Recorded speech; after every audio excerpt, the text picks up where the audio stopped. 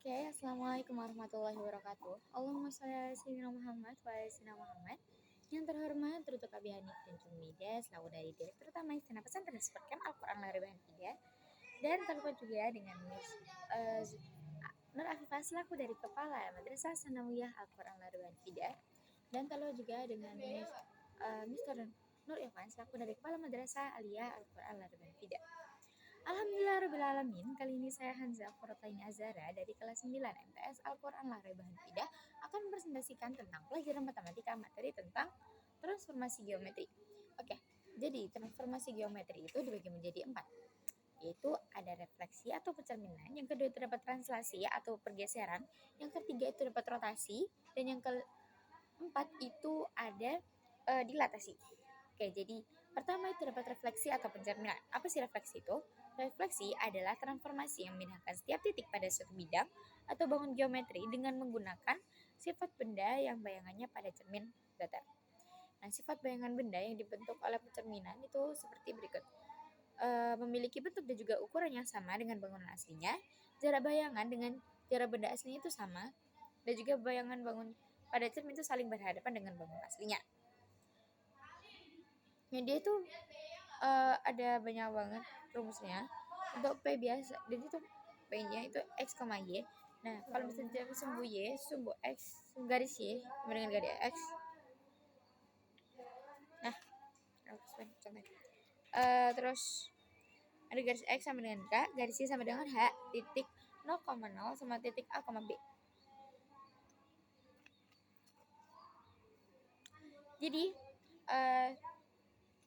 untuk rumusnya, untuk sumbu Y itu ada negatif X, Y, sedangkan untuk sumbu X itu X, negatif Y, garis Y itu sama dengan X, rumusnya adalah Y, X, sedangkan untuk garis Y sama dengan negatif X, rumusnya itu negatif Y, negatif X, garis X sama dengan K, rumusnya itu 2K negatif X, Y, untuk garis Y sama dengan H, rumusnya itu X, 2H negatif Y, titik 0,0 itu adalah negatif X, negatif Y, titik A, B itu 2A negatif X, 2B dikurangi Y.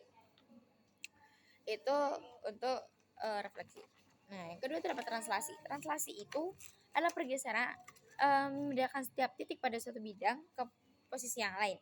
Nah, contohnya itu seperti ada P, X, Y ditranslasikan kepada P aksen, yaitu dengan rumus X tambah A, Y tambah B. Dengan contohnya itu adalah 2, negatif 5, 2 sebagai X-nya, sedangkan negatif 5 itu sebagai Y-nya, ditranslasikan kepada 1,3, 1 sebagai A dan juga 3 sebagai B. Dan berapa kasih P aksen berikut? P aksennya itu adalah berarti dimasukkan dahulu rumusnya itu X tambah A, ditambah B, yaitu berarti 2, negatif 1, 2 ditambah negatif 1 dikurangi dengan negatif 5 ditambah 3, yang hasilnya itu menjadi 1,2. Nah, yang ketiga terdapat rotasi. Rotasi itu adalah perputaran transformasi yang memutar setiap titik pada suatu bidang. Nah, jika sudut positif itu berlawanan oleh arah jarum jam, sedangkan sudut negatif dia itu searah dengan jarum jam. Nah, contohnya itu seperti detik T itu ditandai dengan 7,4, 7 sebagai X dan juga 4 sebagai Y. Pokoknya titik awal itu X. Nah, dikoordinatkan di 90 derajat. Berapa X-nya? X-nya dengan rumus negatif Y, X. Oh ya. Jadi berarti dengan negatif kurun negatif 4,7 yang bahasanya menjadi 4,7. Nah, yang terakhir itu dapat dilatasi. Dilatasi itu adalah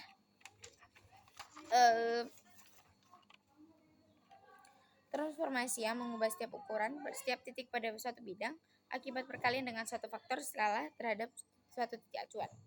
Dan dia itu ada skalanya. Nah, skalanya itu ditandai dengan huruf K.